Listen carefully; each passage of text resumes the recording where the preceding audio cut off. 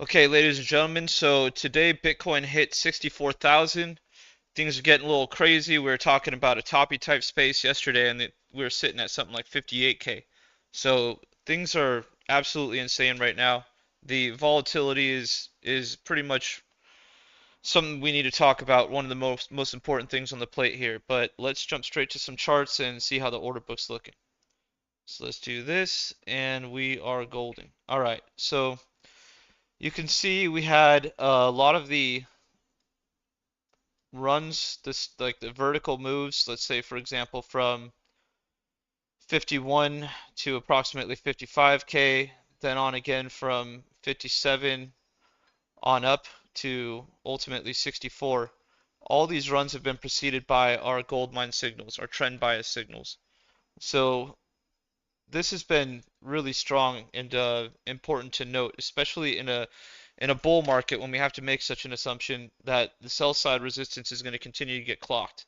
Here we are watching sell side resistance stack up pretty heavily, appear in force, and then completely get annihilated over and over and over again. But now we're at a price point where we have not only 1 to 2.5 band sell signals, we had 2.5 to 5 band signal light ups, and then a pretty consistent 5 to 10 band signal light up on the sell side. Now, as we've come back up around the right now we're at 62K. Obviously, our high currently is 64, our 365-day high and counting. We're um, we're reaching this consistent sell side stack with tradable signals. Now we're talking 1 to 2.5 band and 5 to 10 light up consecutive candle light ups there. And very important to note, our aggregated spot markets are bearish. In other words, they're ask dominant. They're stacked with sellers in the book, limit order sells, and then our aggregated perp markets is flipping in and out of a fair fight. Right now, for a period of time, even dipping into this 59K territory, we even did get a buy signal. And our bid-ask spread in aggregated perpetual markets widen out pretty nicely. Um, so I think a lot of people are chasing this run to the upside, but of course we come back here to 62,000 and a half, where we see a very tight band, not really a dominant band. So we're almost in a dual band confluence bearish at this point. And one of the things that we really need to focus on here is the fact that we've gone vertical for a number of days, and we'll take a look at the daily and stuff like that here in a sec. But we've gone vertical for enough time now for there to be some sort of max pain move to the downside. If everyone's stacked long, then the most profitable thing a whale out there, a handful of whales and so forth can do is crash the market. They can position their shorts and annihilate the long over leveraged long positions and beat the market down to make a ton of money. Obviously, there's no liquidity on the buy side here. We can clearly see this thing is just empty all the way down to approximately 60,000, where we have our first most significant wall, and then just small pockets down a bit further, but nothing of substance right now. We were talking about yesterday how if you climb a ladder, you want to have a rung on every step, right? You want to have a rung within every foot so as to make this experience of climbing a ladder pretty easy, and of course climbing back down, probably the more important part. Now, when you build a bull market without rungs on the ladder, what happens is once price does start to crash, the same thing like a ladder without rungs, you're going to fall, and instead of having resistance along the way down to break that fall, you're just going to have massive pockets where you fall and then you hit the next support zone or the next area with even more intensity, and then that thing just comes shattering down, right? So we're almost building a pretty shady market structure as hypo as we are to see Bitcoin move so high in price. We are building a pretty delicate market structure to have this thing continue and go on forever. I don't think this is the bull market that we're all expecting it to be just yet. I still think we're about 9 months out from that. We're very close to an all-time high though, so obviously a lot can change here. But I still think post-halving is where we get our parabolic moves, or really strong parabolic moves. So for now, looking at these things, we see some top type behavior, and one of the quotes that I've always remembered is it gets choppy at the toppy. We had a move up to 64,000 and an immediate pullback down to 58. We're talking about a $6,000 price swing. Absolutely insane. So this type of choppy toppy behavior or choppy behavior can potentially reflect a top in this vicinity. Not saying it can't go higher, but we're so damn close. I do have a question here, and you know what? Before I get to questions, you guys, I am doing a giveaway. The winner will be announced Friday, which is tomorrow.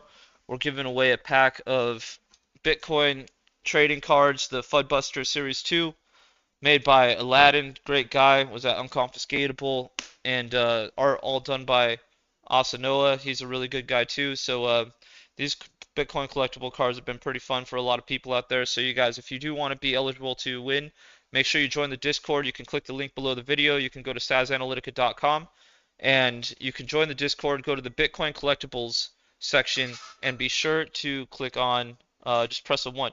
Just press 1 over there. We got I'll show you guys right here. We have the Discord up. Just go to collectibles chat and you can see there's a handful of people typing 1.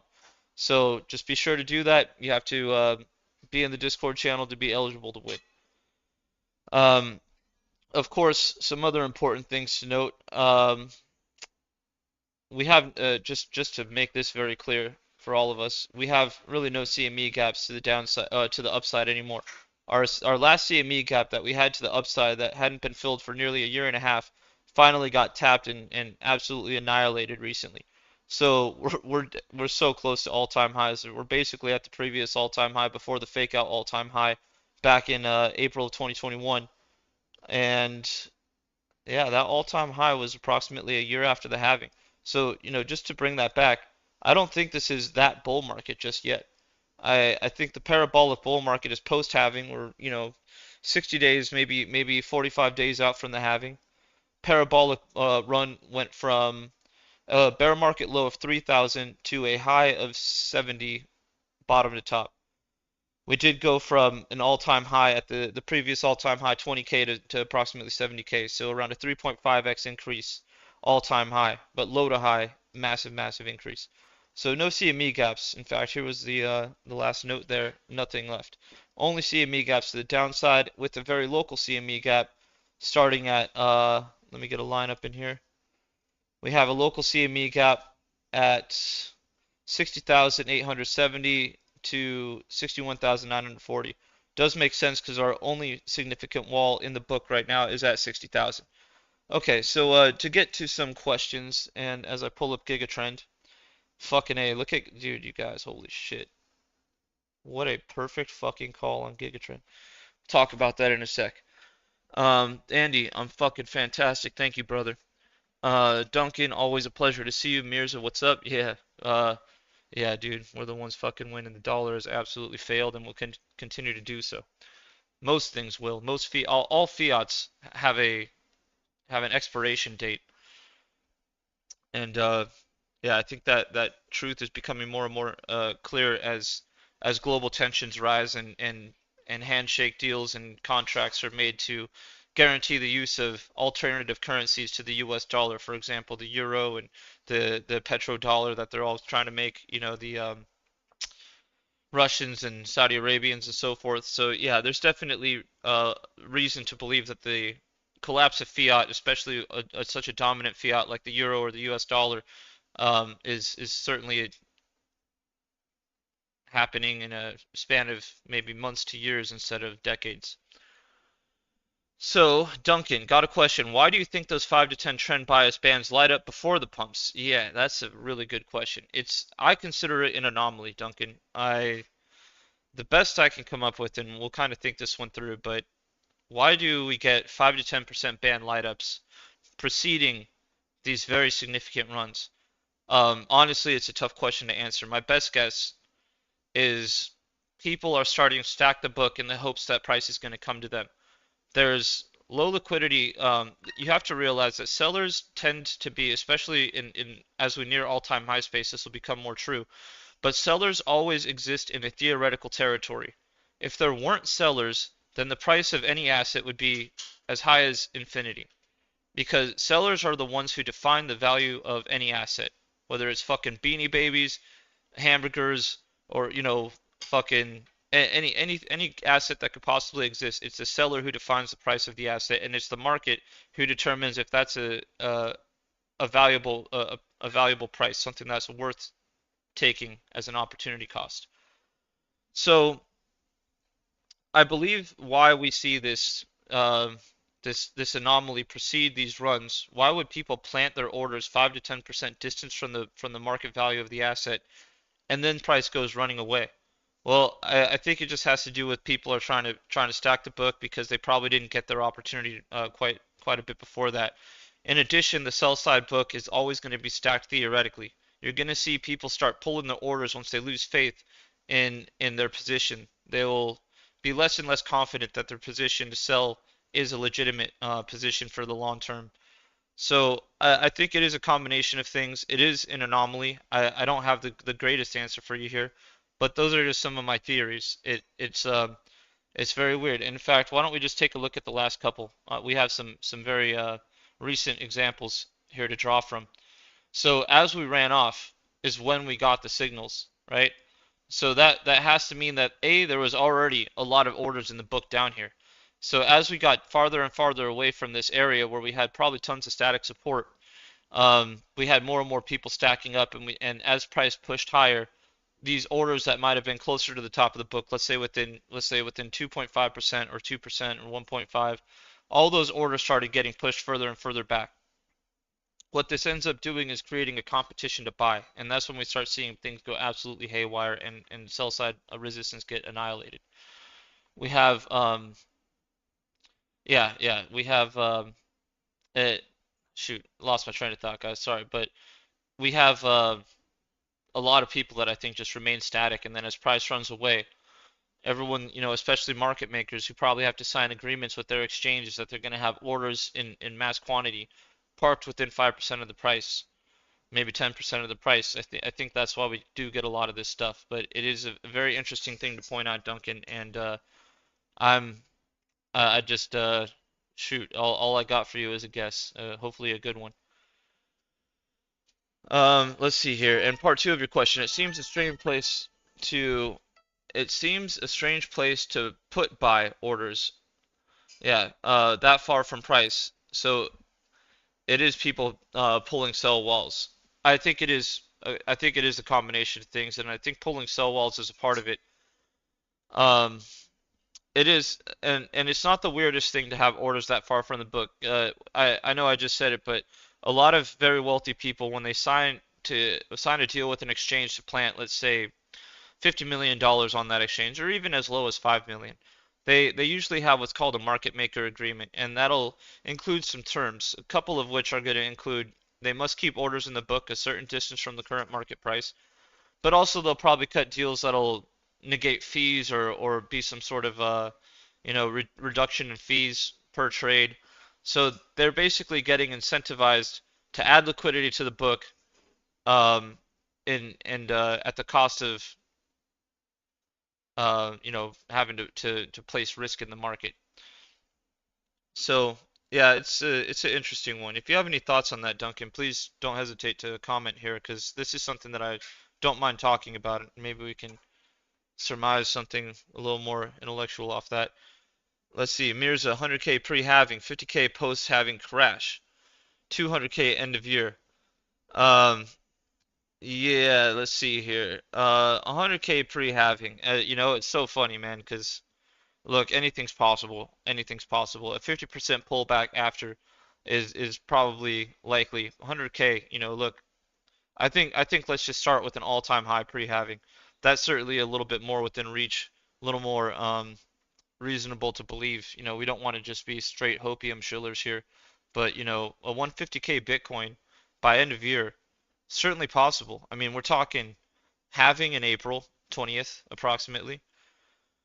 We're talking 3 months after that, historically speaking, Bitcoin starts to take its moves to the upside, beginning its parabolic run that lasts somewhere around 6 months to a year.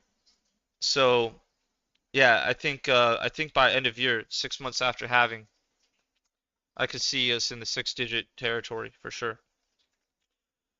Thanks, Joe. Duncan says these are my good signals to go degen on. Yeah, dude. I mean, look, they've been working pretty well ever since the gold mine was invented back in 2020. The first time that I ever saw the gold mine fire fire off was at 9,600. I didn't even believe it ever would. But that was back when I first created SAS signals, I think maybe even 1.0. And the gold mine fired off at 9,600, leading us into our ultimate bull market post halving.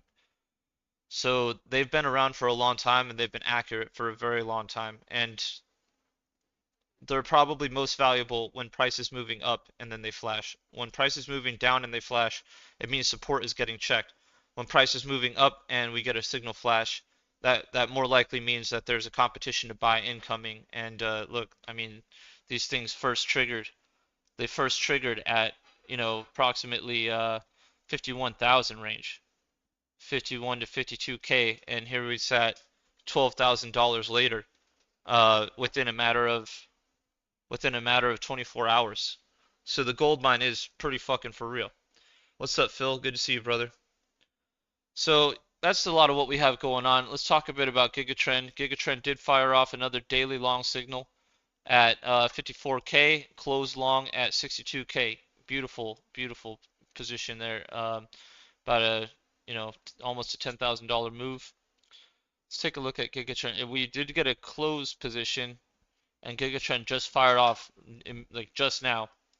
Fired off another position, open long on the daily. Very interesting. This is probably within the past minutes. And looking at GigaTrend on the 4 hour, we are in an active 4 hour long, uh, currently from 52,800. So we're in an active GigaTrend long on the 4 hour, and a new GigaTrend long opened up on the daily. So we have a confluence there, technical confluence that this thing could go higher. Probably will. I mean, GigaTrend's fucking fire. And you guys, if you want to check out GigaTrend, be sure to go to sazanalytica.com. You guys get 2 weeks of it for free. I mean, you would have paid for it already. So, in the past 24 hours. So you guys go check out GigaTrend. You got 2 weeks of it for free. I know you'll love it. And in addition to having the indicator, you'll also get all of our presets. The presets that we find to be the most profitable. Bitcoin, for example, up 124% on the 4 hour. I think this might be since 2023. I might have, let me see here. Let me find out when this opened up. Fuck. Huh, they changed the gear. They changed the setting. Let's see here. Start date was January 1st, 2023. So up 124% in a year on Bitcoin after all that we've been through. And then yeah, let's move on to Solana. We got a beautiful long here, closed out in profit. Another long opened up at $119, where we have made a pretty local high, not a yearly high.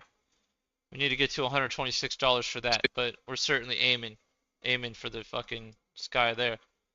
Um, last one here that we can take a look at is Pape, which you guys, this is probably one of the craziest ones. We have a long open on GigaTrend at let's see here, 126 sats. Oh shoot, I need to take this setting off. 126 sats, 130 sats, and here we go.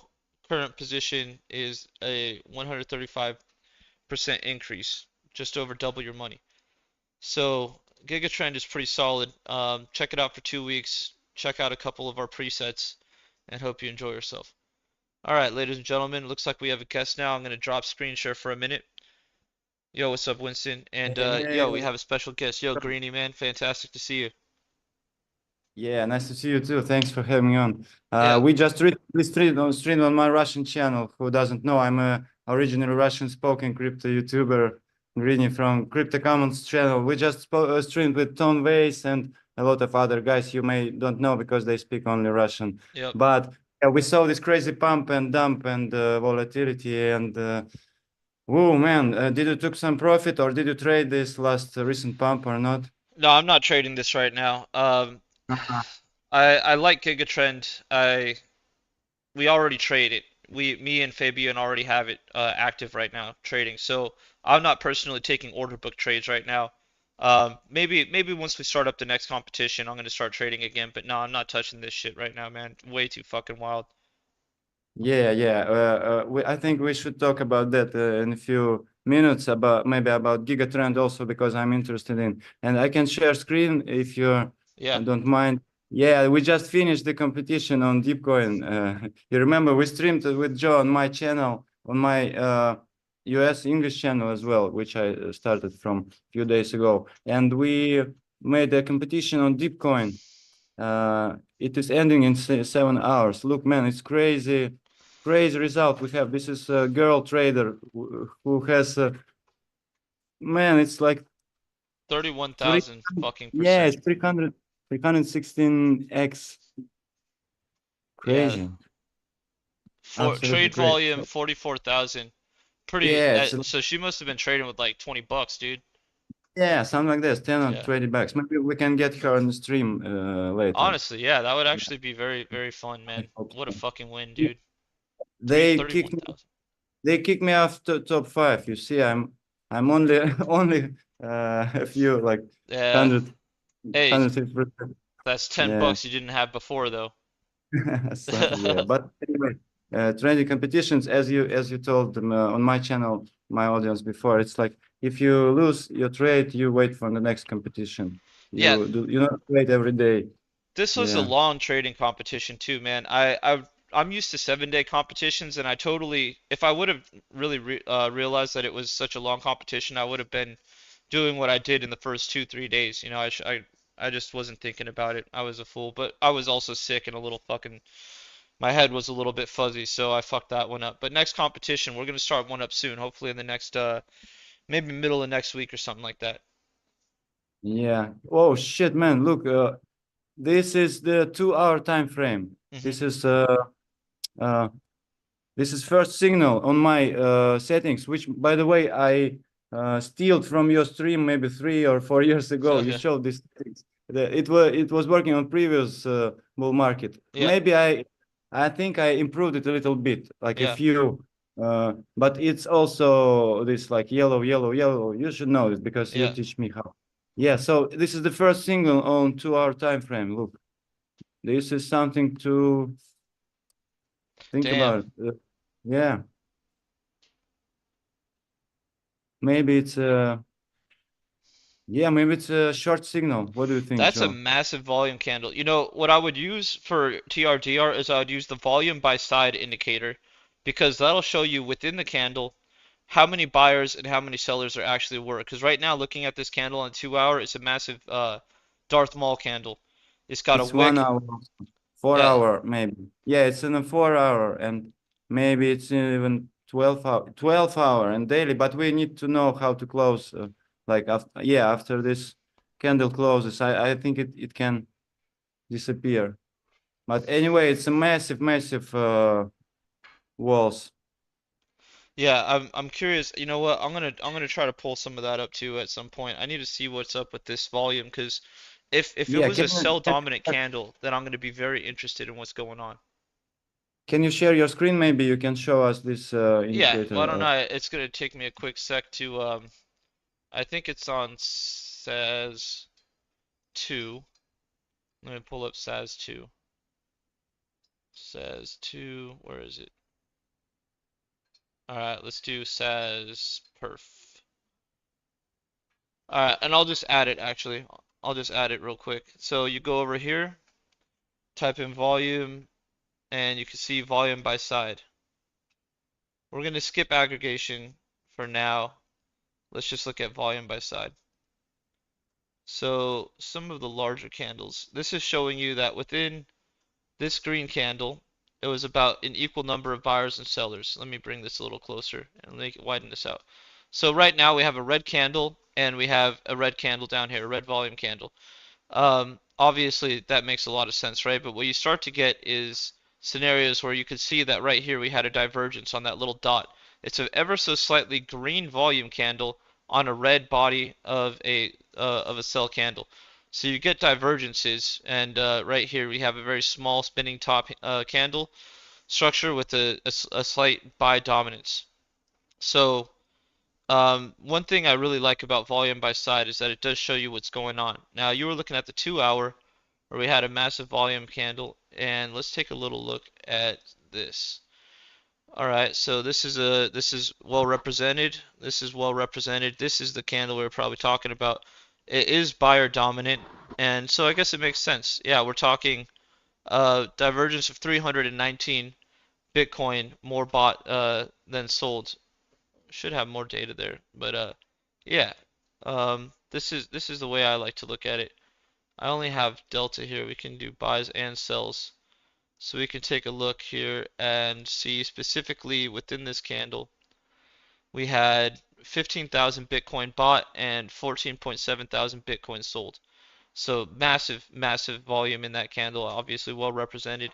But yeah, it's looking pretty high volume, man. I don't know. It's a little bit, I just, to me, I'm getting a little bit of a toppy vibe. Wow, this has some really good signals too. Damn, dude, I forgot how good this one was. I named this one SAS Perfect because I was trying to make the best indication method ever. And I guess I needed to come back to this one a little bit more, huh? Crazy. Yeah, this one's looking real good.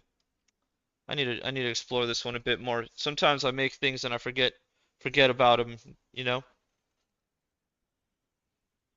So, yeah, Yeah, you want to take back screen share? yeah, I can share some thoughts and maybe in a longer term Yeah. time frames. Let's Mm, see here. yeah, we just recently were looking at MicroStrategy, man. Is Michael Saylor the new genius or what? Right? Did you say?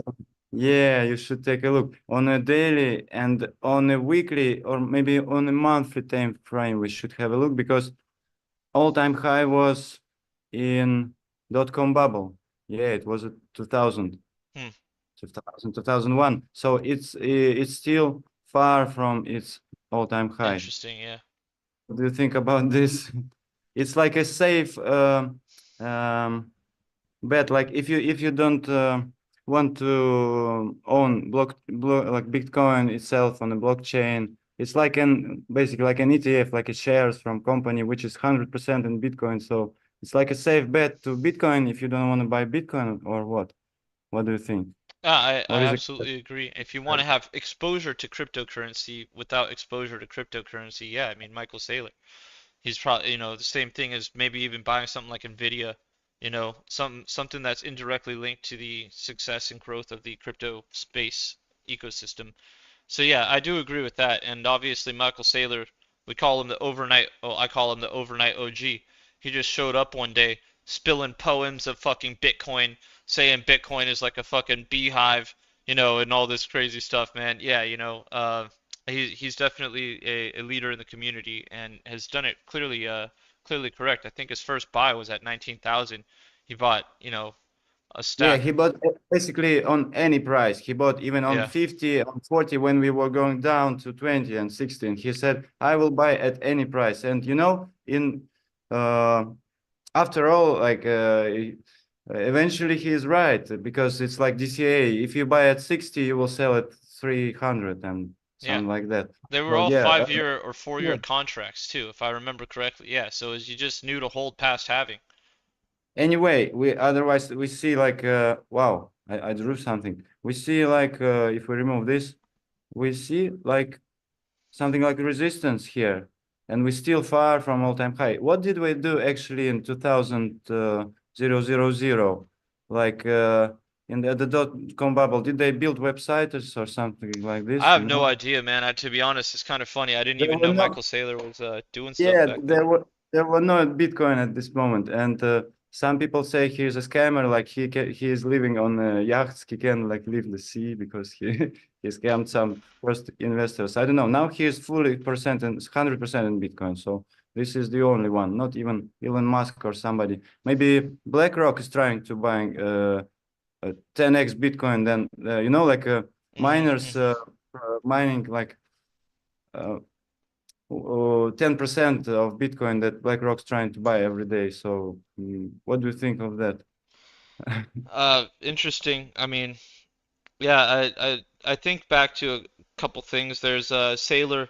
I can't remember the numbers, the names of the people with the most Bitcoin, but I know it's the Gemini brothers have something like 100,000 Bitcoin, and then we have exchanges obviously with large amounts, and then we have Saylor. with MicroStrategy, and I think Tesla. there's a couple governments with reserves now. Yep, US government for sure. Yeah, some with And one of the largest holders. So yeah, yeah, yeah, El Salvador yeah. government and other countries who are accepting Bitcoin. Yeah, I think they're smart in longer term, because what we see with fiat money, like it's tend to collapse. And US dollar is strong if we comparing to peso or something, but if we compare to Bitcoin, man, US dollar is we should just inverse this. Like US dollar is not as like USDT is not a stable coin, because if you see these guys, is it stable? Like everyone say like Bitcoin is too volatile, it's not stable. Yeah, it can like it can be falling for 2 years, but after all, if you buy even at previous top, you see like it's a good investment. Hmm. I Yeah, agree. now it's 62K again, almost 62K. Yeah, and the day, What I think. Yeah, go ahead. This is the monthly. Yeah, should we look at weekly or daily? What do you think? Can we break all-time high before halving, or maybe even next days, or it's impossible? I mean, dude, it's definitely on the table now. I mean, this used to Yeah, be a really speculative and even kind of taboo topic, but we're definitely in spitting distance of the all-time high. Dude, we basically broke the first time we hit an all-time high. The first all-time high was like 65K before yeah, the first fake out. all-time high. Yeah, so Yes, can we do it? Absolutely, absolutely. Do I think this is stable? Absolutely not. yeah. And by the way, we're just like 7% from all-time high, but if we take a look at Ether, uh, it's like 40 or 50% still. Yeah. See, It's this is what has me quite curious about the space. Why is Bitcoin the only thing going absolutely insane? Obviously, the ETFs and all that. Wow, 40% down from all-time high. Or yeah, for to measure, go from the top to the bottom, go from high to low yeah, for the measurement. Yeah. 30. Interesting. Yeah. So, yeah, I'm very surprised that the rest of the crypto ecosystem isn't feeling this wave, which just leads me to think it's even more institutional than we initially thought. Because obviously, institutional white collar stuff, they just open the door to Bitcoin and nothing else. These guys can still play around with altcoins on their personal accounts, but I mean, it just goes to show you how little retail there is actually entering the market. This got to be all institutional. Yeah, but if we see on either Bitcoin. What do you think, by the way, of either Bitcoin long term? Because we see something like uptrend, but I think there is no final total quantity of either tokens. It will be like infinity or something like that. No maximum suppliers in Bitcoin. Yeah. It's already 100 or 200 million ether. So, what do you think of this in long term? I mean, You I know, think it should the the go Bitcoin down. maximalist in me would say that there's It nothing should, that you should put in a kid's college fund other than Bitcoin. No other cryptocurrency. I can't say that Ether is going to die, and we've had all those discussions back in 2017, 18, 19, 20. The altcoin death, right? Altcoin mass death. It never happened. We've seen a few die. We've seen some even get 51% attacked and live and live well. So I gotta say, I think Ethereum is gonna continue to perform. Uh, and I also think it's gonna perform because I consider it like the state coin, like the fucking government coin. How many times has Vitalik met up with Putin or, yeah, some other world leader and gone to some sort of world leader conference? So for there to be a money that the government does have some slight control over, it would need to be centralized, and Ethereum is clearly that. So I think Ethereum will live at least a while. Is it going to break a stick ratio against Bitcoin? you know, I don't think it's going to do much. If anything, I kind of see it doing what Bitcoin Cash did over time. Bitcoin Cash had a pretty decent ratio structure against Bitcoin, and then a year passes, and then a year passes, and now it's fucking dust relative to Bitcoin. Yeah, but generally looking bullish. If we see in It terms is, of yeah. comparing to other shitcoins, it's looking like a bull trend, very oversold. And by the way, you see, I bought original market cipher. Oh, If you nice. see crypto, bro, you can call him for a stream on my channel because he was like he saw a VMC cipher and said, "Oh no, you're using the wrong market cipher." Yeah, I think he didn't get me right. But anyway, some some coins already passed all-time high, and everything Yeah. is looking pretty much bullish. I'll bring him up next time I talk to you. Talk to him. I'll mention you. Yeah, thank Um, you. Maybe you can take a screen again. I know. Yeah, I hit him up. We were on the phone the other day, but we just didn't talk for long. Both got kind of busy, so we didn't get to close it out. But yeah, we do plan on doing a stream soon, and yeah, me and you fucking hanging out, a lot. If I have him over here, then we'll do it over here. If we have it wherever, we're gonna be streaming and bringing more and more guests in together. So, I absolutely look forward to more of these collaborations, man. Makes it a lot more fun for definitely for me. I hope I'm speaking for both of us. But yeah, a conversation I think is a little more pleasant than um, you know, speaking to a microphone. Cool. Maybe you can tell something about this Giga Trend, if you can share screen, because Yeah, I'm I'll interested. I'll tell you what we got going on that has me most interested. Right now, GigaTrend has really been firing off some madness. The Pape signal, look, so this is what I've been thinking. This is what you say, right? Whenever you get an indicator, a new indication method, a new market analytic tool, you don't want to start using it right away. You want to give it a few months before you integrate it into your trading system.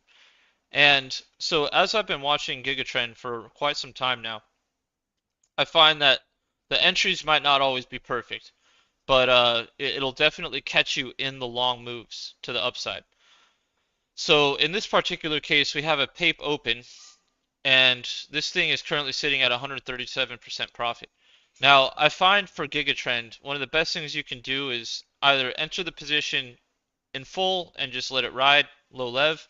Leverage is up to you and however you trade. But with GigaTrend, what you can do is wait a little bit, and just fucking buy a little cheaper than where it opened up, and then let it ride. Let it ride until you get the closed position, or if you want to take money and run, there's no shame in that. So GigaTrend has been firing off some fucking great stuff. Obviously, you can see here sometimes you want to open the position right away. Sometimes you want to open the position right away. So maybe 25 to 50% exposure out the gate, and then let it ride. But even amongst all the chop, you might have been making some sideways choppy trades plus or minus 2%, and then all of a sudden you get a 150% move to the upside that you're still in. I mean, Giga Trend works, man. It works beautifully. Solana, it's had some really, really crazy good moves. Obviously, this is a tight map here, but it's caught you in like basically every run. I might need to change my settings actually. I think me and Fabian talked about this. My settings might be outdated, but it catches you in a lot of these long moves to the upside. This might actually be GigaTrend for the 15 minute. So my apologies, but yeah, Solana has been a fantastic payer. And Bitcoin, we're talking right now, a Bitcoin 4-hour GigaTrend long signal opened up at $52,000. You're currently in an active position, but what's really fun to me right now on GigaTrend is I don't really expect many signals on the daily, but on the daily we opened up our first long at 45,000, close long 53,000, open long at 54,000, close long at 62,000, currently sitting on another new open position, open long position at 62,300. So GigaTrend's been fucking killing it, and even if you have to deal with 2% chop over the course of a few weeks, but when the market is firing off, GigaTrend has you on that right side of history. So I think it'll pay for itself. Give it a week's time. See, right, if you would have gotten GigaTrend 2 weeks ago, you would have made enough money to fucking not only pay for the indicator for an entire year, but probably fucking take yourself out to a nice dinner and drinks and movie. And then yeah. Absolutely fantastic, right? I'm also thinking about pushing Giga Trend in my community. We're talking to Fabian, so maybe soon we can do a tutorial in Russian for Yeah, those who don't doesn't understand. I think Yeah, it's gonna. I've been talking to him about making some presets. So we want to make some presets that are specific to your community because I know you guys trade different coins, but we definitely have good coins to trade. But if you got more, I mentioned Dash and stuff like that, right? We're gonna try to make some sick modifications to Giga Trend to make it even more effective for a lot of the coins that you guys are most familiar with. but the Dash is almost dead because it's OG coin, and after Monero delisting from Binance and privacy coins experiencing uh, serious dumps. But what do you think, by the way, of Dash? If you can share, maybe for my community, I will translate for them. My Dash or thoughts OG, on Dash? yeah, maybe Monero or Dash, Just a little because bit.